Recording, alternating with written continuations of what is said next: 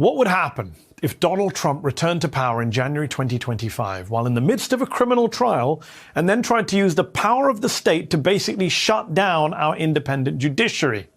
Well, you don't have to imagine. Over in Israel, his far-right authoritarian pal, Prime Minister Benjamin Netanyahu, who is on trial for corruption, has been trying to do just that. Netanyahu's far-right government and its proposed reforms to the judiciary, reforms that would give him the power to, among other things, overturn Israeli Supreme Court decisions, have been met with historic protests. On Saturday, for example, 300,000 Israelis took to the streets, which is the equivalent of nearly 10 million Americans turning out to protest here.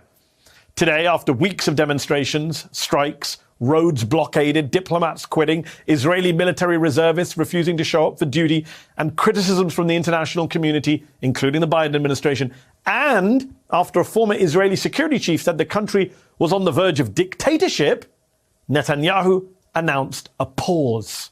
So, victory for democracy? Not quite. Number one, this is Netanyahu, the savviest of savvy politicians, Israel's longest-serving prime minister. The odds are he's just pausing so that the protesters go home, the anger dies down, the world moves on, and then he and his far-right coalition get to just ram it through anyway. Number two, at what cost was this pause achieved? Netanyahu seems to have persuaded his far-right-wing National Security Minister Itamar Ben-Gvir, a man once convicted for incitement of racism and support for a terrorist organization, to back the pause by giving him a private police force, his own militia, in return. One that the fascistic Ben-Gvir presumably could use not just to crack down on future anti-government protests inside of Israel, but also to terrorize Palestinians in the occupied territories. And number three, what about the Palestinians? Where do they feature in all of this? Israelis have been admirably and bravely protesting in the streets to save their democracy.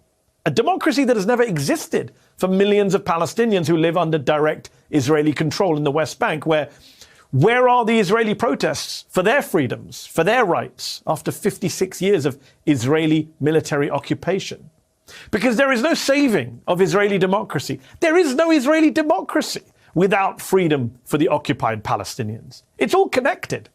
As one Israeli woman at a protest in Tel Aviv earlier this month pointed out via her placard in Hebrew, we were silent about occupation and we ended up with dictatorship.